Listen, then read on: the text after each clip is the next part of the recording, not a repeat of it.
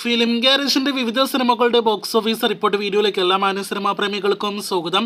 Ranbir Kapoor നായകനെത്തിയ animal അങ്ങനെ ആ ചിത്രത്തിന്റെ രണ്ടാമത്തെ പ്രധാനപ്പെട്ട ഞായറാഴ്ച ദിവസവും കടന്നിരിക്കുകയാണ്. തിയേറ്ററുകളിലെ വലിയ വിജയം നേടിയെടുത്ത സിനിമയുടെ 17 ദിവസത്തെ ഒഫീഷ്യൽ കണക്കുകൾ ഇന്നലെ പുറത്തുവന്ന ഒഫീഷ്യൽ കണക്കുകൾ പ്രകാരം 835,90,00,000 എന്നായിരുന്നു. സിനിമയുടെ 18 ദിവസത്തെ, അതായത് ഇന്നലത്തെ തിങ്കളാഴ്ച ദിവസത്തെ ഉൾപ്പെടെയുള്ള കളക്ഷനിലേക്ക് വരികയാണെങ്കിൽ ഇന്ന് അങ്ങനെ ഒരു ഒഫീഷ്യൽ കളക്ഷൻ പോസ്റ്റർ അപ്ഡേറ്റ് പുറത്തു വന്നിട്ടില്ല. എന്നാൽ സിനിമ നിലവിൽ നേടിയെടുത്തിരിക്കുന്നത് 843 കോടി രൂപയ്ക്ക് മുകളിലാണ് എന്ന് അറിയാനായിട്ട് കഴിയുന്നു. കഴിഞ്ഞ 18 ദിവസത്തെ ഏറ്റവും കുറവ് കളക്ഷൻ ലഭ്യമായ ദിവസം കൂടിയായിട്ട് ഇന്നലെ മാറിയിരിക്കുകയാണ്. അനിമലിന്റെ ആദ്യമായിട്ടൊരു ദിവസം 10 കോടിയിൽ നിന്നും താഴേക്ക് കളക്ഷൻ പോയിരിക്കുകയാണ്.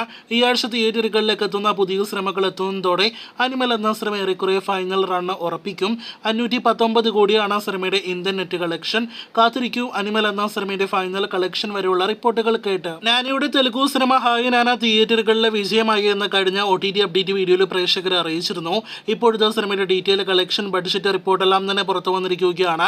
50 കോടിക്ക് മുകളിലെ ബഡ്ജറ്റ് കണക്കാക്കുന്ന സിനിമയുടെ തിയേറ്റർ റൈറ്റ്സ് 28 കോടി രൂപയ്ക്കായിരുന്നു വിറ്റഴിക്കപ്പെട്ടത്.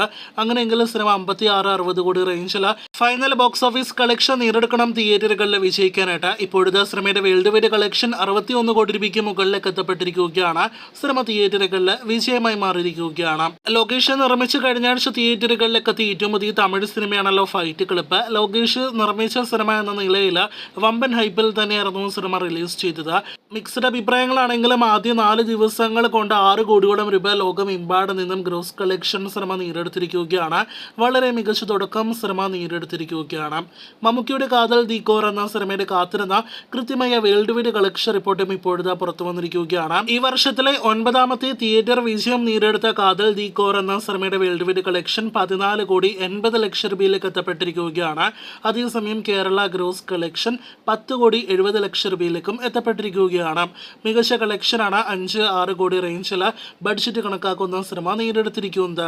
ഈ വർഷം ഇൻഡസ്ട്രിയുടെ വിജയ സിനിമയുടെ ഭാഗമായി എന്നത് ഒഴിച്ചാൽ 2023 എന്ന ഈ വർഷം ആസിഫ് അലിക്ക് ഒരു ദുരന്ത വർഷമായി മാറിയിരിക്കുകയാണ്. 2018 ഒഴികെയുള്ള ആസിഫിന്റെ ഈ വർഷം തിയേറ്ററുകളിലേക്ക് എത്തിയ എല്ലാ സിനിമകളും ഡിസാസ്റ്റർ സ്റ്റാറ്റസ് ആണ് നേടിയെടുത്തിരിക്കുന്നത്.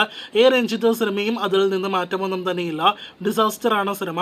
5 കോടിയോളം ബഡ്ജറ്റ് കണക്കാക്കുന്ന സിനിമയുടെ ഫൈനൽ കളക്ഷൻ 1 കോടിയിൽ താഴെയാണ് എന്നാണ് റിപ്പോർട്ട്. ഒരാഴ്ച കൊണ്ട് തിയേറ്ററുകളിൽ നിന്ന് വാഷ് ഔട്ട് ആകുന്ന ആസിഫിന്റെ മറ്റൊരു സിനിമ കൂടിയായിട്ട് രഞ്ജിത്ത് സിനിമ മാറിയിരിക്കുകയാണ്.